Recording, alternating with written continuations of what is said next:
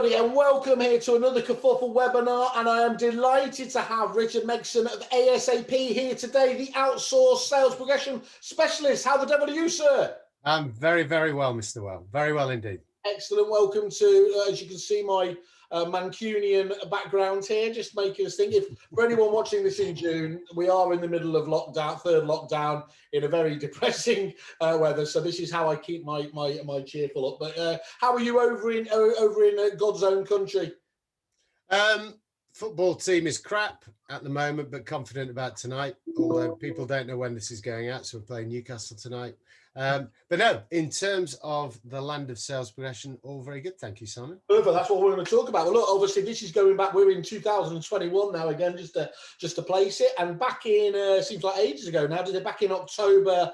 EA Masters. You were nominated in the top 40 ideas and innovations, and I think specifically you actually in the top 10 leadership. So a real accolade there. To be recognised, obviously, in terms of there. And I think just, so first of all, congratulations obviously on that front. And then secondly as well, I mean, that was, what do you put that down to? Because clearly last year was a big year for you, wasn't it, Richard? And obviously we're focusing on just the business side, none of the horrible stuff that's going on out there.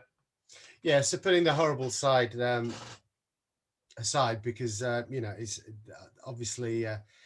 challenging on a personal business level for all of us, but on the business front, I think in terms of the growth of the business, I think lockdown, and you know, there's a context, but I think lockdown brought into sharp focus various issues about agents having time to look at process, agents having time to think and look at efficiencies, and I think outsourcing and not just outsourcing sales progression, but outsourcing any number of services. Lots and lots of agents looked at that. I mean, we did, or you did, I beg your pardon, a survey about outsourced sales progression. Yeah. And at the time, the penetration was really, really low.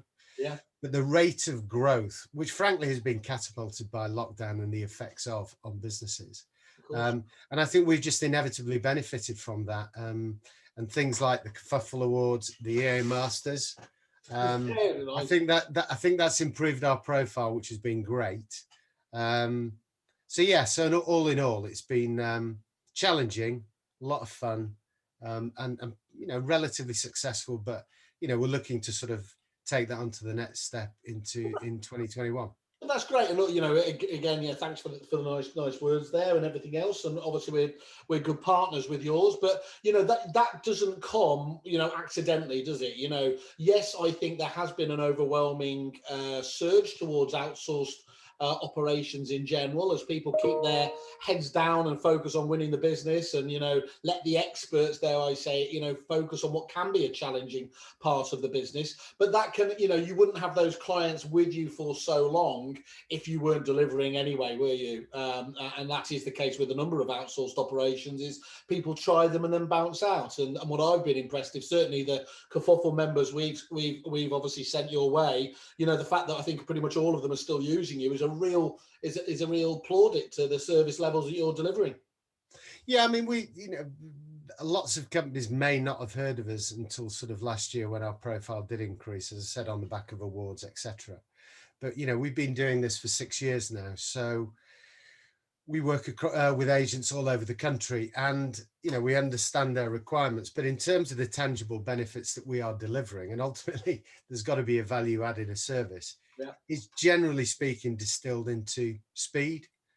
Yeah. So I mean, obviously in terms of sales progression, that takes an agent a lot of man hours to progress a case through to exchange and completion. Is vital, but it's not something that agents particularly relish or enjoy doing. So you know, there is merit to at least outsourcing some of that heavy lifting to a company like ours. But ultimately, it's about speed. And we constantly track our cases against market averages. So pre-lockdown, where we were involved, sale to exchange was 77 days against the market average of 126 days, and that's a land registry stat. Currently, we've gone up a bit, but the market is not operating anywhere near normal at the moment. So we're about 90 days. Yeah. And the market average, I think, is nearer 150 days. So demonstrably quicker. That really cases is. over the line.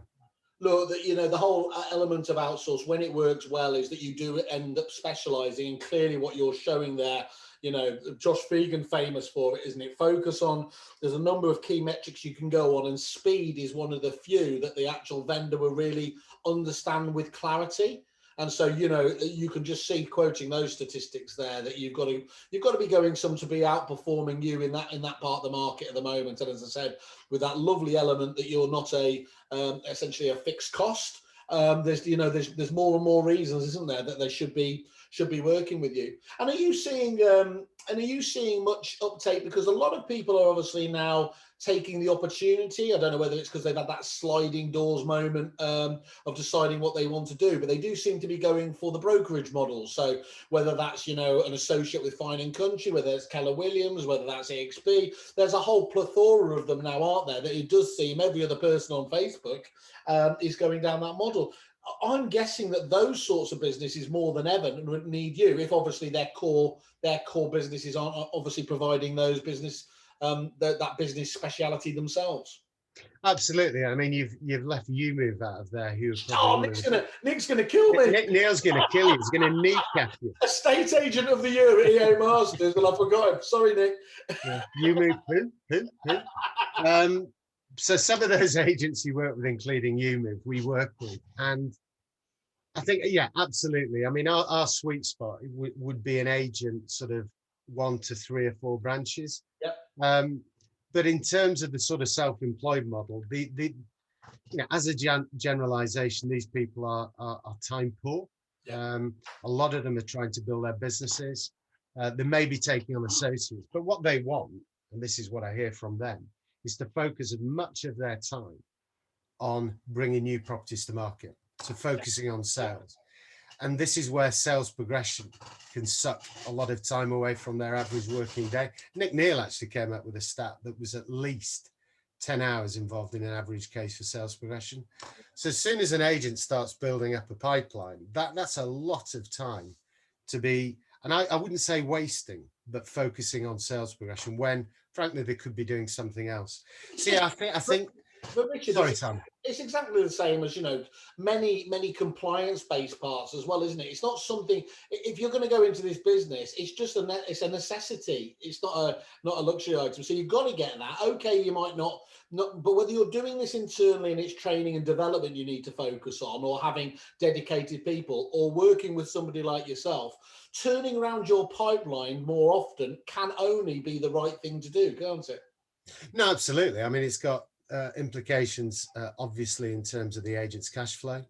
The level of aborts will drop. I mean, the sooner a case gets over the line, the easier it is likely to be for all parties involved. I think that's fairly self-evident. Yeah, absolutely. I think we got our lovely marketing people gave us a little bit of a just thing there. So here we are, obviously, yes, there. Yeah, I do remember that actually, Richard, wasn't it? That white paper, which, by the way, if anyone's interested, they can talk to Richard or ourselves. We'll happily share with yourselves. I did ask I think we christened it the no shit Sherlock question, wasn't it? It was where 100% of agents agreed that the process was too slow. Well, if that was back in March, which I think it was, I don't know what they're saying now. So anyway, yes, that's absolutely great. Again, reiterating that key point, I love the fact you've got a no sale, no fee model. You only share in the success once it's actually taken place as well.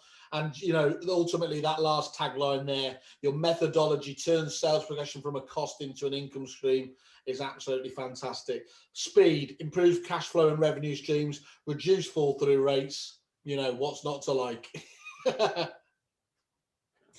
Well, I think you mentioned it earlier, sales progression is all we do. It's our absolute specialism. Yep.